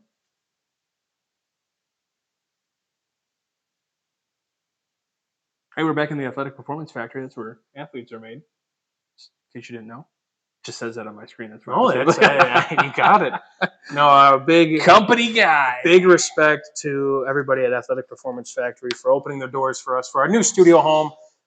Here it's been fantastic here so far, and a cool setup. We talked about it last week on the wrap-up show. They are putting together obviously kind of a bar/eatery area. This is more than just a athletic performance factory, if you will. They're still working on the entertainment center in the back. They got golf simulators and duck pin bowling. You ever duck pin bowled at all? I have. So when we get to about week 10, when this is all finished or something like that, you won't see me on air. No. Or we can actually maybe mobile this and move that over there, and let's see where we can. Yeah, no, we can figure something out. We could figure something out, and then we're We gonna had have a those little camera views before. duck We pin, follow things around. duck pin bowling. The 3rd and 12 now for Hunter Boyd and company. I'm waiting for them to put like a smaller version of a football field, and then you can actually start leading some like describing plays and how to run plays and stuff like they do on the pre-shows. That'd be interesting. Yeah, all right. With like get some shows with all the old heads. And, we'll get Skibbs out there to throw and run and stuff. He said. I mean, he always comes very dapper to the studio. Sure. So. Yeah, we give him a football. He'll we'll be all good. We'll put together a good football team. We can. We'll put you at. Where'd you put yourself at? At the broadcast booth. Calling the game. Calling the game. Hey, man. You do not want me touching that. Just one. That'll do it there. The Michigan City defense gets home. No flags. Michigan City will improve to 2-1. We could maybe put you out wide receiver. No? How's your hands? Okay. I mean, they should be fine. Yeah. They should be fine. Okay. We'll talk. Who's going to coach us? Chris Enrico. Chris Enrico? All right. Rico is a former offensive lineman. I've seen him in the office. He could I feel like he's our center. Yeah, I think he was center guard. IOL for sure. No, he's the brute up front. He's still got it. I'm picking Coach Nelson as our running back. I like it. Coach. Oh, good stuff. Good stuff. Zach Miller, former offensive lineman too. There we go. Yeah, dude. Where we putting? We'll have to ask Jay. Jay, here. Yeah. It's a good question. Probably the only one that can probably still be athletic amongst us. Gibbs says quarterback. Yeah, we'll see. Jay's quarterback? I guess. Yeah, thanks for that double box. We appreciate it. There we go. Our final game, our lone game on the Region Sports Network, still going on. A couple more finals coming in. We'll get that too, and we'll run through that all in the wrap-up show. We'll probably be done with RSN Zone here pretty soon, but plenty more coming. Ooh. Speaking of maybe another final, Crown Point looking at insult to injury with under a minute to go, and they do just that. Braden Shutt, remember the name, another great running back for Crown Point, finds the end zone. What was that, about 5-ish yards out? It looked like, yeah. Under a minute to go, 34-14. That is all Crown Point there. A close game, but Crown Point, once again, tough to count them out. Simple as that. By the time, I'm sure they have. They're going to have our comments about that gap closing. The bulletin board material.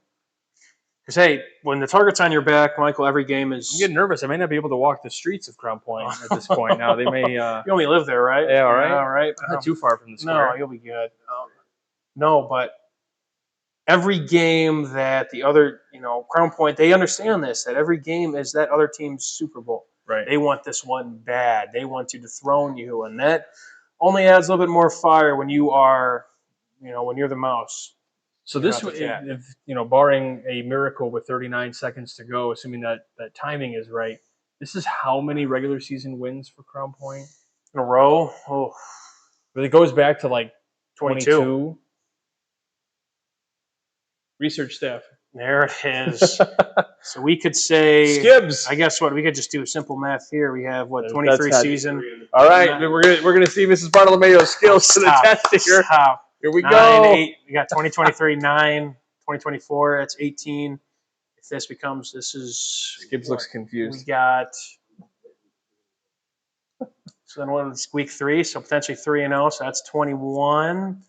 Might be 21, 22. I think they lost kind of the last week of the 2022 season.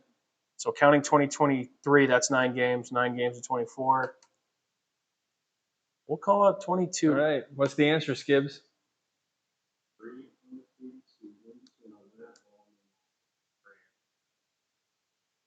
So they were undefeated in 27. You're undefeated in 2022 as well. I guess so. Yeah. They lost. So we're talking. Okay. Yeah, we're talking. Jeez, regular season. Close. Just missed one undefeated season. I guess that messes everything up when you do that. So yeah, no, it's again, that's the culture over there. It's winning, and these games are great too. But there's a bigger goal in mind, and this is only just kind of another stepping stone here. They want to get, of course, another Duneland title. and want to get obviously back to the Circle City. And that ever tough Duneland. This would be 30 then. That's 27, right? 29. Yeah, 3. Yeah, This would make 30 in if a they row. lost in the last week of 21. No, they lost weekend. That was They lost week. that was 9. their last regular season loss. Was the final week of the 21 season under the. Yeah. August 27th. Or wait. No, it'd be October 15th, 2021 would be their last regular season loss. Yes. And the first Impressive. year under the Craig Zia era. Impressive. But we got a final from Ames Field as well. Go ahead. 30-13. Our third and final on the Regent Sports I Network. love when you can make yourself. Yeah, right. Few and far between. 30-13. Michigan City improves to 2-1. Chesterton falls to 1-2. I was going to point out the reason we can look all this stuff up. By the way, major shout out to John Harrell. Oh, yeah. Oh my gosh, The man. Anybody in the state of Indiana that does broadcasting that looks up any of this stuff would not be able to do this, or it would certainly be a lot harder if he wasn't running an amazing website that gives us all this information. And it goes, I mean, you talk about the history that it goes back to. Mm-hmm. I know at one point, like when I did prep for basketball, there was like you could have seen the history of the officials, like the officials and how many times they've done postseason tournaments. Like absolutely insane. Did Maryville just score another touchdown? How about that? Oh, don't. Look at. I mean, hey, we said miracles can happen in 30-something seconds. Say it ain't so. I think an absolute bomb. Just airing it out over there in the hub They city. got a great quarterback, Michael Hill Jr. Yeah, he's impressive. Yeah, I mean, a Mount Carmel transfer came back, and I believe he was only eligible for one game or a couple games in his sophomore year. Made a couple splashes, and obviously that proven guy under center. And he's made a couple big plays in this game against a tough 6A defense. And Maryville, again, this is a roster that, although the Duneland, again, this game has a lot of implications for the rest of the year. In the 5A class, Maryville, again, they are a constant. Obviously, they get to that semi-state, the regional rounds. We talked about six straight sectional titles in this team. I mean, with a guy like that under center, not only for this season, but he's also, again, he's going to be back for his next season, and a fantastic running back tandem in the backfield. Although this is a game you want if you're the Pirates, they're going to be well moving forward. So still 18 seconds left, a 2-possession game. Obviously, the onside kick going to be making its way there. Yeah, I mean, just Calumet went final. What we got? 28 to 16. 28-16. Justin Cole doing a little celebratory dance in the background over there. 3-0, go the Warriors. You know what East I think- Chicago still. Not to discredit Calumet, but East Chicago playing a lot more games close. The other thing we need to rig up behind here is we need to have a button where we have a camera that will aim towards the back where all the All right, background guys are, and I can go there at my discretion. So you could work on that over the next I will week. not know how to do that. What For do the you record. mean? We'll figure it out. We could YouTube it, GPT it, right? Sure. ChatGPT. There you Yeah, go. I discourage that, but okay. You are a teacher.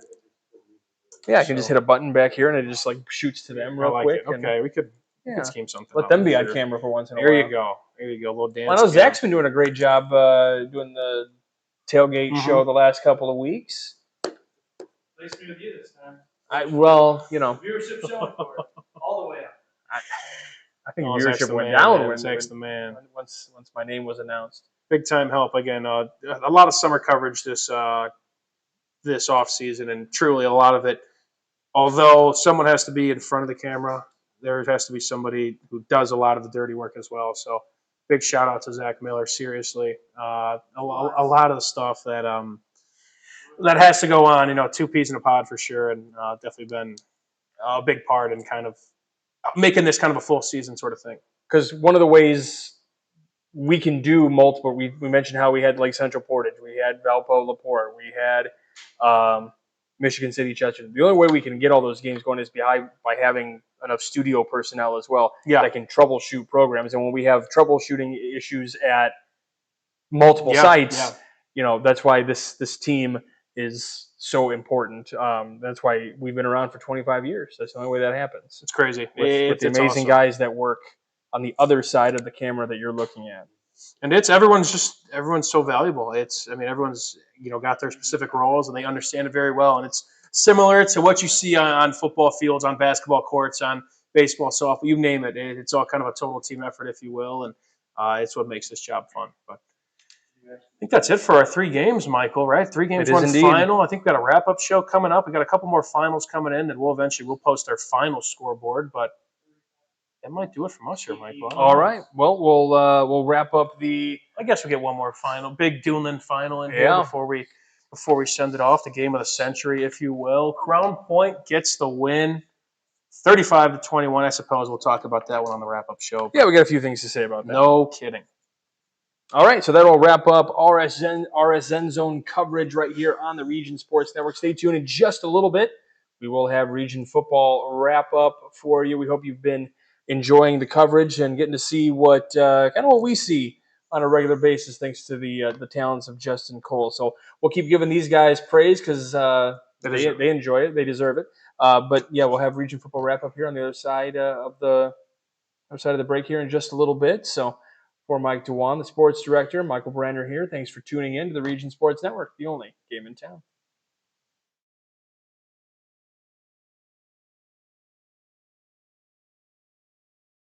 Hi, my name is Mark Macknick. I'm the owner of Mark Macknick CPA firm in Highland, Indiana on Kennedy Avenue. I've been working with Region Sports for years now. Started working with Chris years ago, just on some special projects, advertising here and there. After a while, kind of increased the advertising. Mainly was doing it for the community involvement. It's such a great network and program they do with the high school sports. But as time went by, I started getting on there more frequently. And then the phone starts ringing. And I was getting calls all the time from people. Hey, I saw your ad on so-and-so football game. I saw your ad on a basketball game. And it's really helped my business. It's increased the volume. We're a tight community in Northwest Indiana, sports-wise, and just a lot of community involvement. So that's mainly why I got into it. Yeah, I remember watching one game.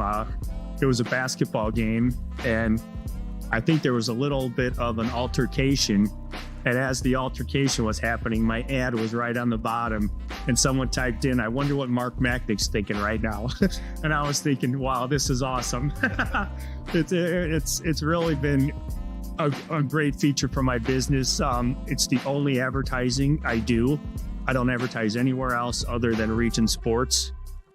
It's for the business, but mainly for the involvement with the community. I played high school baseball here in Highland, and ever since I've been advertising on Region Sports, a lot of my old coaches are now my clients. A lot of my old teammates come in here.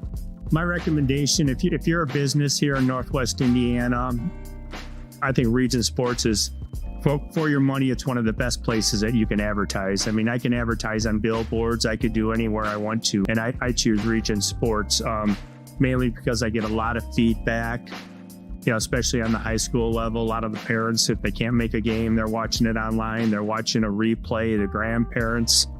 So it's done wonders for my business, and it's my go-to for advertising. It's the only spot I would advertise. So if you're a business owner in the area, really look into advertising on Region Sports. It's going to be well worth your money, and you'll make tenfold on what you're spending.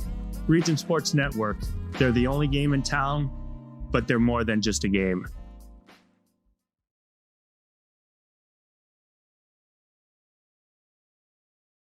At Strachan Van Til, we believe grocery shopping should be simple. Now, shopping is easier than ever with our new and improved website. Find what you need fast. Browse your favorite products, add them to your cart, and check out in just a few quick steps. Choose between convenient in-store pickup or let us handle the heavy lifting. From our shelves to your doorstep, skip the lines, shop your way, and spend more time on what matters most. With our rewards program, enjoy incredible savings and personalized offers every time you shop. Shop online now at strachanvantil.com or download our app today. Hi, I'm Crowd Company's Lantern Man. If you're a contractor, it's my job to make your insurance coverage simple and affordable. Because I know time is money, I'll come to your business. Certificates and bonds are a snap. Wherever you are, whatever business you're in, we've got you covered. As Crowell Companies Lantern Man, I'm your insurance superhero. Crowell Companies, insurance professionals. Highland, Merrillville, and Michigan City. Thinking about what to do after high school? Consider a career with Boilermakers Local 374. As a Boilermaker apprentice, you'll earn while you learn. We offer excellent wages and benefits, and as part of our no-cost hands-on apprenticeship program, you'll learn from the best in state-of-the-art training centers and on the job. Become a union Boilermaker and get on your way to a great career. Find out more, visit www.local374.org or call 219-845-1000. From lighting up Friday night football to powering the classrooms that shape the students of Lake County, IBEW Local 697 is proud to support our region's schools and the communities we call home. A career as a union electrician could be your next great move. Your next cap might be a hard hat. IBEW Local 697, powering futures, powering the region.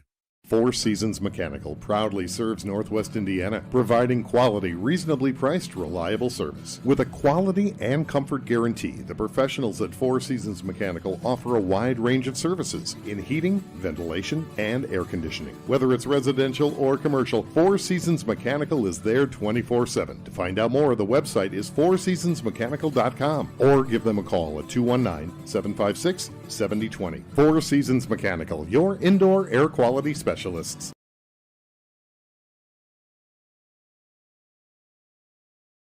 Old Man Winter is just around the corner, and that means temperatures will soon begin to drop. And a region winter is not the time to be left out in the cold. The professionals at Economy Electric Heating and Cooling can tune up that old furnace or install a new unit that can last for years. Your family deserves to stay comfortable this winter, and with 24/7 emergency service, comfort is just a phone call away. Economy Electric Heating and Cooling, 219-923-4441. Or for more info, the website is forajobdoneright.com. Earn while you learn from the best hands in the business. The Bricklayers Allied Craftworkers for Indiana Kentucky Apprenticeship. That's right, this is a paid apprenticeship. I'm getting an education while learning a trade and getting paid for it. The thing that surprised me the most about this apprenticeship program is the respect I've received after the proper time and training. Classes start soon, so apply now. There are training centers throughout Indiana and Kentucky. We are the Bricklayers and Allied Craftworkers for Indiana Kentucky Apprenticeship. The best hands in the business. Flip the switch, a light turns on. Press the button, machines and instruments come to life. Touch the screen, communicate with the world. Simple tasks, guaranteed results, every second of every day. That's the power of power. And that's the power brought to you by the NECA contractors and electrical workers of Local 531.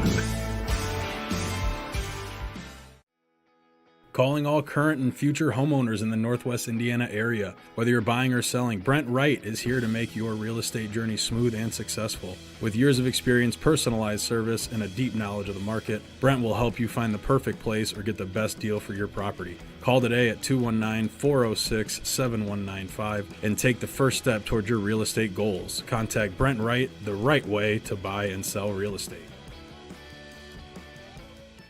The Athletic Performance Factory is Northwest Indiana's premier athletic training center. The 40,000 square foot state-of-the-art facility features batting cages, a sand training room, a new outdoor turf infield, and so much more. Check out the facility for one of their daily classes at 3150 45th Street in Highland. Interested in signing up for team workouts or individual lessons? Check out their website at trainapf.com or contact them at 219-750-1087. Athletic Performance Factory, where athletes are made. Blythe's Team Sports in Valparaiso is a leader in athletics apparel and equipment sales. With in-house production including screen printing, trophies, embroidery, and more, Blythe's can help you to create the perfect look. For more information, visit them online at teamblythes.com. Blythe's Team Sports in Valparaiso, where the athletes shop.